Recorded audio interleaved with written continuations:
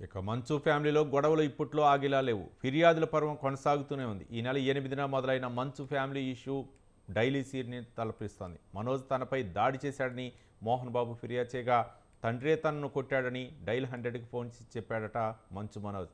నాటి నుంచి ఒకరిపై ఒకరు ఫిర్యాదులు చేసుకుంటూనే ఉన్నారు. విదేశాల్లో ఉన్న మంచు విష్ణు తిరిగి వచ్చిన తర్వాత గొడవ సద్దుమణుగుతుందనుకున్నారు. కానీ ఆయన వచ్చాక ఇంకా తీవ్రమైంది. మనోజ్ బౌన్సర్లను ఇంట్లో నుంచి గెంటివేయటం, తల్లి పుట్టినరోజున జనరేటర్లో చక్కెర పోసి చంపాలని చూస్తున్నారంటూ మనోజ్ చేసిన ఆరోపణలతో ఫ్యామిలీ రచ్చ తారాస్థాయికి చేరింది.